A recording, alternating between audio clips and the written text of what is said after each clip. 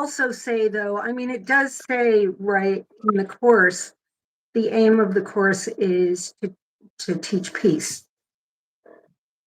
First and foremost, yes, does the course talk to us about awakening from the dream? Absolutely. But the main goal of the course is to teach us how to be peaceful. I think, it says it a couple of times in there. I am not one of those people, I'll tell you right now, who can tell you what chapter and what section a quote is from. I do not have an eidetic memory. I'll show you. I don't know if you can see this. This is what my book looks like. See, anointed copy. They're all of my favorite little things that I like to go to on a regular basis. And if somebody says, "Oh yeah, where does it say that?" If you want to know where it says "seek not outside yourself," I can just flip to this page and say, "Oh yeah, that's on page 617." Nice. So, but I like that. that's the only way I can do that. Right. Is to go to my little tabs. If I don't have my book with me, we're sunk. So we're supposed to be teachers of peace. You can say that, peace is synonymous with God. So, we're teachers of God. Everybody is a teacher of God. That is something that I learned recently. It is not somebody who knows the course really well. It's not somebody who can quote you lines from this book. We're teaching. We are teaching constantly. And it's all in who we're listening to. We're either teaching from the ego or we're teaching from Holy Spirit and God. I mean, everything that comes out of our mouths is an expression of either love or fear. Right. And so we're constantly teaching. And everyone can be a teacher of God if they want to listen to Holy Spirit and teach peace instead of fear. Beautifully said. And what I love about that is we're often asked that question is, what is the role of a course student in the world? How involved am I supposed to be? Should I be politically inclined? Should I withdraw from the world? Should I withdraw from politics? And if you focus on teaching peace, and just going about your life in a normal fashion, then that question sort of goes away. Your job is just to show up.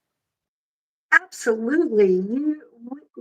Whatever your passion is, if you are drawn to politics and social justice and feel that that's your function in the world and that that's where you can be truly helpful, absolutely go do it.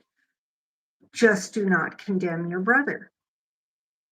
Whatever you're doing, do not condemn your brother. If you can I don't know if you guys saw the Walk for Peace monks.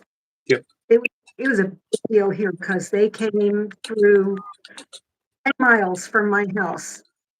And I got to go see them twice, which was thrilling. All they did every night when they stopped was give a lecture on how to have your own internal peace. Don't worry about anybody else. How can I have a peaceful day? And that to me was teaching the course and teaching peace and being just a demonstration of love than anything I've seen for a really long time. So, that's how they would be teachers of God. Right. You don't have to talk about the course to be a teacher of God. I love that thought of demonstrating. That just demonstrating. And the best thing about demonstrating means that you don't have to be perfect. because when you correct yourself, you're demonstrating that, hey, I get to choose. I get to choose again. I get to go from how I inadvertently, mistakenly, or maybe even purposely chose my ego. And even after 30 plus years, I still sometimes purposely choose my ego because it just momentarily feels good, I think. It ultimately it doesn't. But at the time, I think I'm going to feel good to get this off my chest. I never Right. feel better later, but Well, I actually discovered something incredibly beautiful in the course a week or two ago, and if I could just read a little bit from, if you don't mind. sure. Um, and it starts out with, and this is something lots of us like to do, and a lot of us start meetings out with this and groups, and it doesn't really have a name in the book, but we call it either the miracle worker's prayer or the healer's prayer or the truly helpful prayer.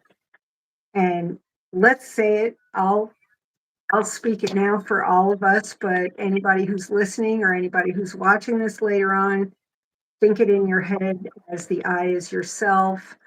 I am here only to be truly helpful. I am here to represent him who sent me. I do not have to worry about what to say or what to do because he who sent me will direct me. I am content to be wherever he wishes, knowing he goes there with me, and I will be healed as I let him teach me to heal. Yay, us. But check this out. And I ran across this, and I will never forget what page number this is on. This is one of those ones where, holy moly, I'm not going to forget that. It's on page 71 if you're in the FFP Blue Book. And chapter 4, section 7, which is called Creation and Communication. And the very last paragraph in that section links us directly back to that prayer. And it says, God is praised whenever any mind learns to be wholly helpful. This is impossible without being wholly harmless, because the two beliefs must coexist. And here's the kicker. Here's the sentence that just nabbed me. The truly helpful are invulnerable because they are not protecting their egos. And so nothing can hurt them. The key word there is, didn't say you're not listening to your ego. It didn't say you're not choosing your ego. Didn't say you're not liking your ego. It only said you're not protecting your ego. So it's like a quote that Ken Wapnick said a lot in his lectures. You can get angry. You can get triggered. Just don't justify it. Right. Right? Don't protect the ego. And I've used that, and it has broadened my scope of forgiveness immensely. Immensely, because you know what? Now forgiveness is gratitude. So the other day, I was trying to go into a Pilates class at the gym. I love my Pilates class. It rocks my world. And just before that, a big class is coming out. and a bunch of us are trying to go in, and I'm walking through there, and 3 people stop right in front of me and start having a chat. And I'm like, oh, get out of my life. And all of a sudden, a bell went off in my head, and it said, are you protecting the ego? Because I'm in my head saying, I want it thus. That's another of my favorite quotes in this book. I want it, like, that you have gone off the rails when what's going on in your head is, I want thus, because the I in that case is absolutely the ego.